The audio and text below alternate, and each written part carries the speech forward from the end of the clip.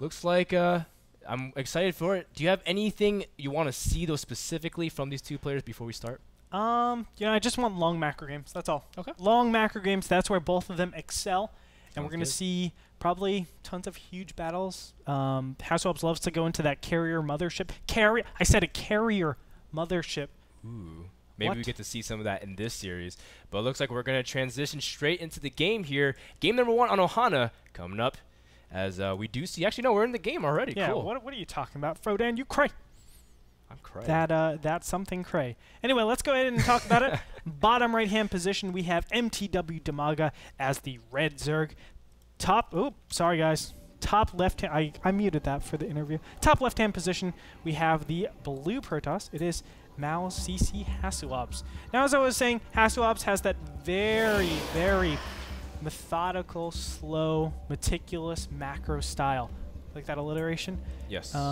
He just waits until endgame, like when he has Colossus, High Templars, Archons, Motherships, High Templars. he's like, oh, okay, I guess it's time to actually attack now. Yeah, he has just the whole works of the Protoss arsenal, and that's why it's really interesting to see carriers of all units in the arsenal of Hasuobs, but he makes them work, and we've seen some really successful games with them. Yeah, and Hasu, unlike Noni, does end up going for a Forge Fast Expand like most of the Protosses. Now, it's interesting because he went for Forge first, and he did end up scouting Pool without gas, and you were telling me how a lot of Protosses end up going Nexus first in that scenario, but Hasu going for the safer option. Yeah, it is. I mean, there's different trains of thought, especially with Ohana, how it's kind of big here. You don't want to commit too many buildings, and you also have to be careful because the destructible rocks can be taken out. You don't want to commit so much. So I think that's why he's just going for the Forge a little bit earlier. He doesn't want to be, making cannons all over the place, etc. We're going to see him go ahead and take a Nexus hereafter, and the more interesting thing to talk about is when he gets the 2 assimilators, if he does get the 2 assimilators, when he gets them and what he does with all the gas. Yes, so a lot of people wonder what he can do. Sometimes with the first 100 gas, Protosses get a really fast +1 weapons and then pressure with Zealots a few minutes later, and that's what Liquid Hero really loves kind of doing, and pressuring Zerg that way, making sure to keep their third accountable. But again, Hasu, we'll have to see how he actually chooses to transition out of that. For now, the pylon does get cleaned up, which does mean Dimaga will be able to secure that expansion. Now another pylon block here at the third, or what would be the third, and that's a very big thing as well, because again, getting that 3 bases really quick for Zerg is really important. Yeah, the Stefano style has become probably the go-to build, where you get super fast 3 hatcheries. This third hatch actually comes at a really nice time, 4 minutes and 15 seconds. Yep. That's pretty standard for the Stefano style type of ZVP. Dimaga will go unhindered. Now, he did have to give up, I think, a little bit of his hatchery time. I know the natural was slightly delayed, but other than that, he's looking really good. Hasuobs, in the meantime, he's gone for the cybernetics core. Double gas has already been initiated, installed, and we'll see. +1, is it? Okay, here are the big things. When you're Zerg, you'll look for the +1 timing. That +1 is actually the indicator to tell you if you have to go Roach Warren early or not. If you don't see that +1 initiated super early, then you get the Evolution Chamber, prepare. It could be Spore, it could be Dark Templars, things like that. But if you see the +1 super early, prepare those roaches. Well, the first 100 gas is still not that spent just yet here from Hasu.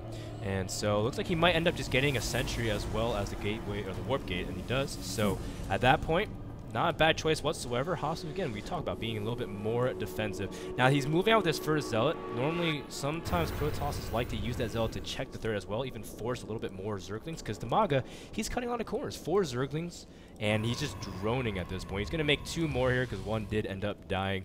But at the same time, Dimaga, at this point, completely uninterrupted. It's finally starting speed up. But it's actually interesting because we're talking about Stefano style. They usually use the first 100 gas to get a fast layer. Exactly. And now he's actually going for speed instead. So give me your thoughts about Dimaga's choice here. I'm really not sure. I don't think speed is too applicable in this particular position. I like the layer first because it enables you just to get the burrow, get the glial reconstitution, different things like that. Not only that, it sets you up to get the overseer, or protects a lot against a lot of things. So go in the metabolic boost. What does it actually do for you? I'm going to say not that much in the beginning. Yes, it gets potential to get a scout in, but it's not even for sure. So I'm a little bit I'm a little bit bewildered by that choice, but still, Dimaga, he probably has a reason for it. I'm interested to see how he plays this out. 60 drones is the count that Zerg usually wants to get to before they start pumping out. That way they can get all their minerals and gases saturated according that they need. As a result, Hasu, what is he going to choose to do? Some Protosses opt to go for fast thirds. Some Protosses opt for 2-base timing, but we were talking about how Hasu loves that, again, that passive turtling style. So it would not surprise me to see him try to see if he can get that fast third. Ohana, I mean, that third in Ohana in general, a little bit more exposed, but at the same time, it's still kind of tucked away to the point where you can kind of bounce between your natural and your third and defend both ends. I'm very confused why Hasuobs still hasn't gotten his +1 attack. This is really weird. I think he's going to go for the Nexus. Yes, the third looks to be coming up pretty soon. But still, I mean, even getting the +1 before this, I think it enables him to defend against a lot of different builds because Zerglings are significantly weaker. So I'm not sure why he waited so long for that. You know, if he does end up winning this, I would love to actually ask him about it. Andre, Dimaga actually has a Baneliness, and he's starting +1/+1. Oh my, and he's holy guacamole. He's getting a lair finally, so there's a lot of options he could do. There's a ton of Zerglings out in the field. Yeah, there are 29 Zerglings, and keep in mind, he still has a pretty strong economy behind everything, so he can pump out for a long time, as we do see 20 more Zerglings right now on the production side. Now, Hasu, he's waiting for some pretty important upgrades, +1, most notably against Zerglings, and he's also getting Blink here, and his third is not really well defended whatsoever. If Zerglings found that out, he could force a cancel very fast. It's interesting that Hasuobs, rather Dimaga, hasn't scouted out this third. That's like the #1 thing you do. The reason for these Zerglings are actually defensive. I thought that he was going to be a little bit aggressive, but I looked at the time and I was like, nope, I'm completely wrong. So these are defensive Zerglings. He's just being careful. It's a really interesting way to actually defend against everything. It's sort of the, if you do attack, I have the ability to just merge all these Banelings and just completely destroy you. But if you don't attack, I save up all my gas so I can use it for somewhere else. Yes. The big problem is the Zerglings and Banelings don't always connect. So you might be running into a little bit of trouble. You're really banking on your opponent attacking a little bit earlier. But for now, it's just sharking around with these Zerglings, and they're trying to find an opening. Yeah, one thing that's really cool about Hasu is that with Hallucination, that Phoenix can basically be a very mobile form of observer, just constantly keep it on the unit, see if he's going to move out. He's moving in here, trying to see if he gets surround. Hasu lets a lot of Zerglings, but wow, great reinforcing force field. Yeah. 2 sentries will get picked off, but that could have turned out much worse if he wasn't got by that ramp. At the same time, some probes getting picked off, and he's also trying to bust the natural. Good force field here from Hasu. But at the same time, Dimaga in full-out aggression here. He is getting Ventral Stacks as well as Overlord speed, so he's going to try to see if he can drop some of those units. But he has some also Banelings at the third, tucked away, very far away. Oh my goodness, oh my goodness. Can he actually see that? No, he doesn't. Hasuobs could be in a world of hurt right here. Actually, he has no probes. It's like no probes over there. He's got like 8 probes. Oh my god! Ah! But still, Banelings do a lot of damage. He still did manage to pick off 9 total in this game. He did pick off 1. The Zergling's also caught in the middle of the map, as Hasu does end up moving out. +2 will finish momentarily. At the same time, what is Dimaga doing? Getting +2/+2 Baneling speed and 21 Banelings here, Andre. This is very larva intensive. He needs a ton of hatcheries actually if he wants to keep up with this. You can see he's saturated all of his bases pretty adequately, but what he has is these mass upgrades. Centrifugal hooks. He has the +2/+2. That's going to spend all of his minerals and gas for a moment, but then it's like a huge surge of stuff. What is he actually spending on? Interesting. Dimaga's going for Banelings, so it's going to be strictly Baneling drops and Zerglings. I'm not sure. I haven't seen this style work. I haven't seen this style in a very long time in general. Yeah. I mean, the whole idea is, I mean, he can even just queue up one of those Overlords and drop on it, because +2 with Banelings make them one-shot probes. So he's able to have that as a huge harassment opportunity. And we'll see how Dimaga chooses to execute, whether or not he's going to confront the army or just try to see if you can surround them and try to go for some flanks in front. But Hasuobs, his sentries are spread out pretty far apart, and he's not really controlling the middle of the map. He's sitting back here, but Dimaga's starting to move out. I want to just bring a little attention. He actually put a cannon in the top left-hand position. And it's trapping 3 of his probes.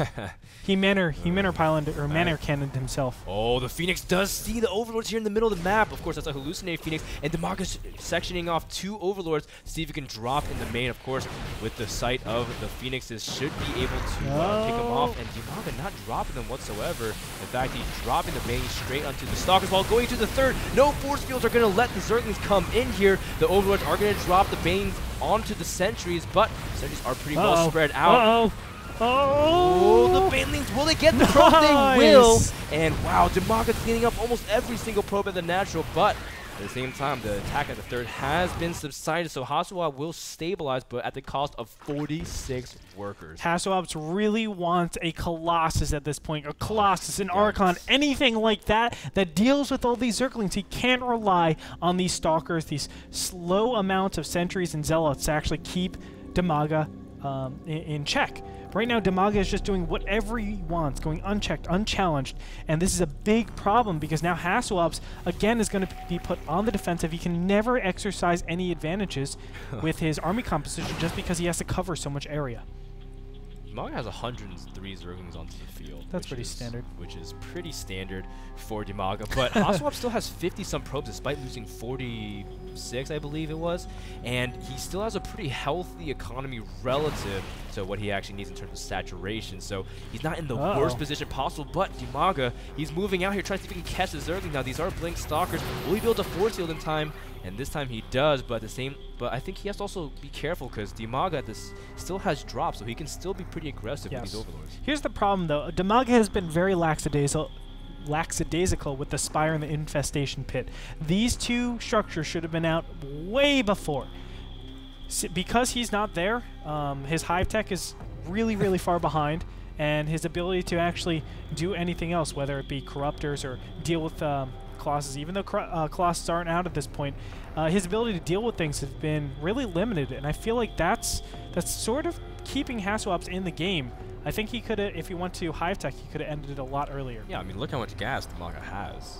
He could challenge OPEC for #1 gas station in the world. At this point, we see Dimaga collecting a bunch of Overlords as well, so he can fake drops. I like that a lot, and of course, who knows, maybe you can even utilize them for utility, add some creep to make Zerglings more mobile, whatnot, but the whole idea right now is Dimaga has full map control. Hasuobs turning to a mothership.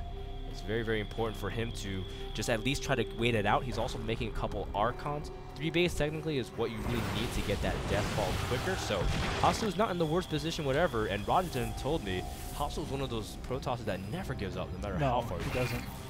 Never give up, never surrender. The Buzz Lightyear Protoss. That's what he is. Mr. Hasuobs is getting a mothership, and this is going to help so much. Now, this is the regular Hasuobs style. Get a mothership, sit. What do you do after that? Wait until 200 energy. What do you after that? Vortex.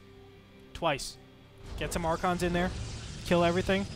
Wait till 200. Vortex. Repeat.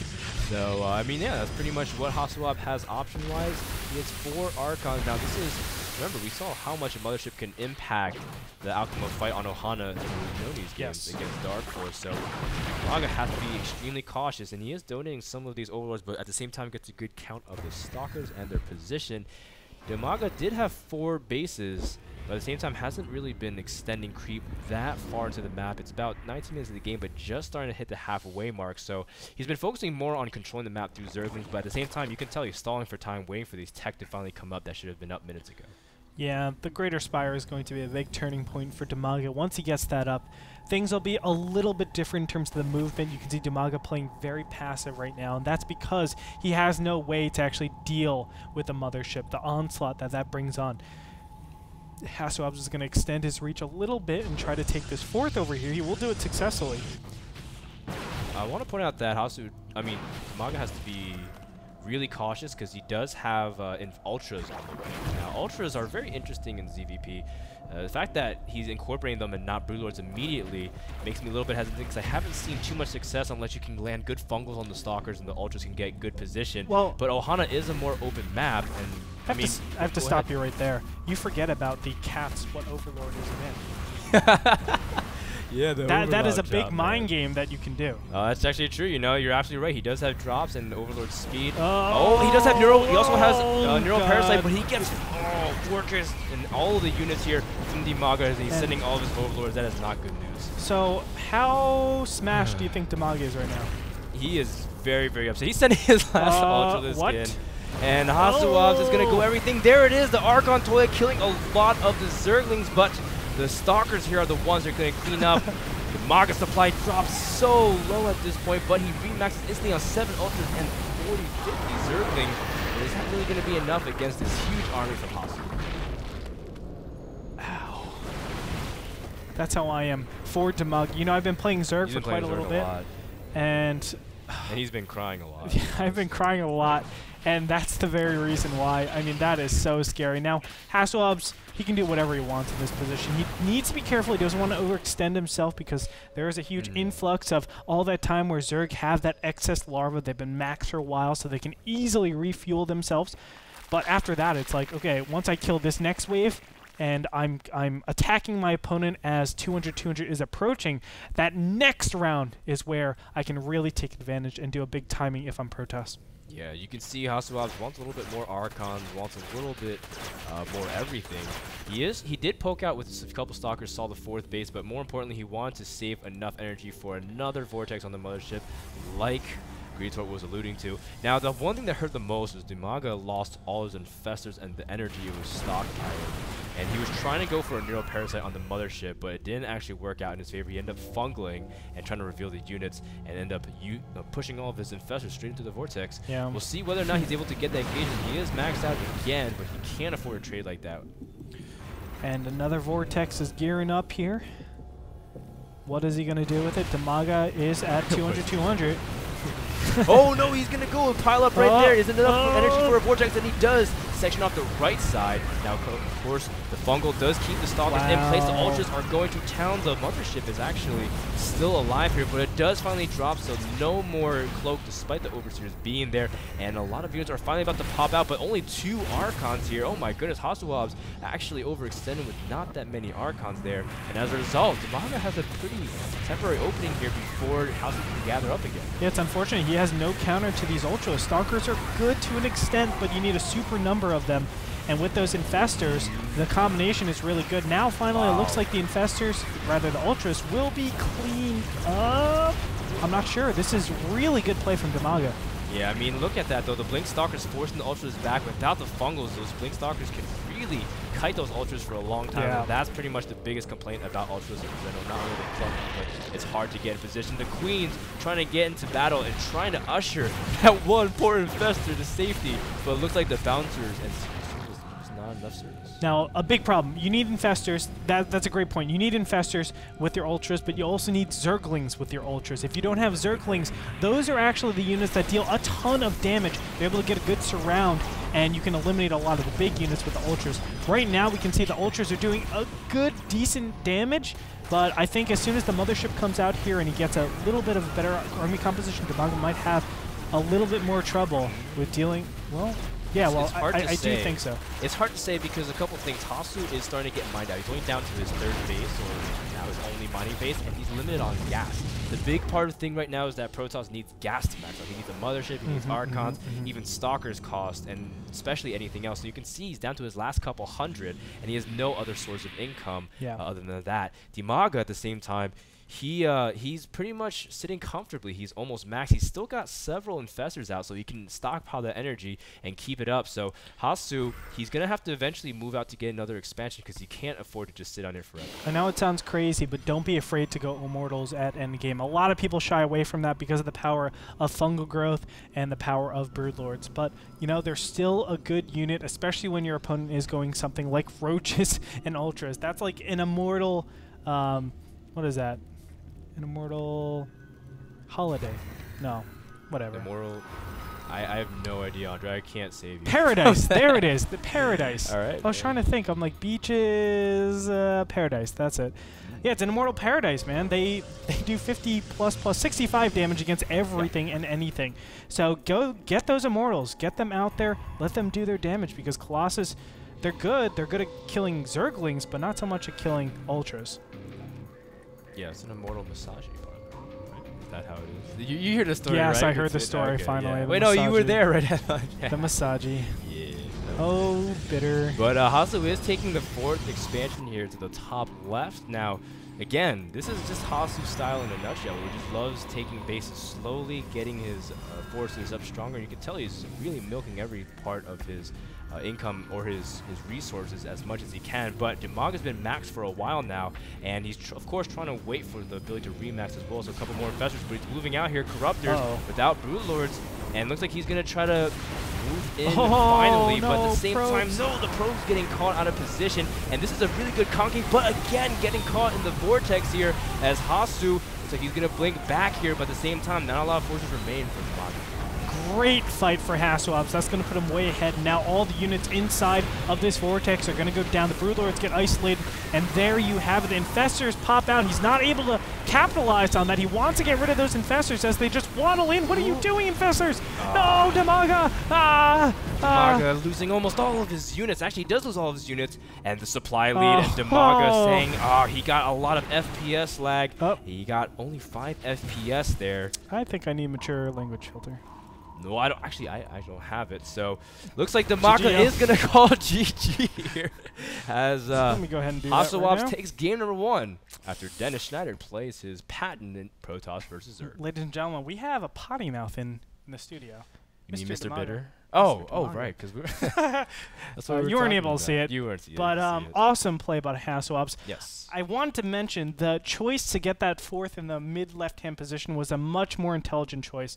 You might be like, well, it's spreading yourself thin. The 3rd is all the way over there. Yes, the 3rd's all the way over there, but it's mining out. Now, choosing to take the 4th at that middle left-hand position actually gives you a very close push distance to your opponent. Think about if he takes his 4th all the way in the mid-right-hand position. He really doesn't threaten Dimaga in any way. That's why Dimaga felt, hey, I need to attack now because he's right outside my base. He's able to push me really, really fast. I need to do something about this. I need to send waves. I can't give him so much position. So choosing the 4th to go there forced Dimaga in a bad position, forced his hand, and gave Hasuobs the clear win in that last battle. Yeah, I mean, Hasuobs able to really keep the majority of his units alive. That's actually really huge in any Protoss versus Zerg. If you lose everything as Protoss, that's when you're in big trouble. But at least keeping the Stalkers alive and keeping some of his bases and trading is really important in that regard, as he just held on for the win.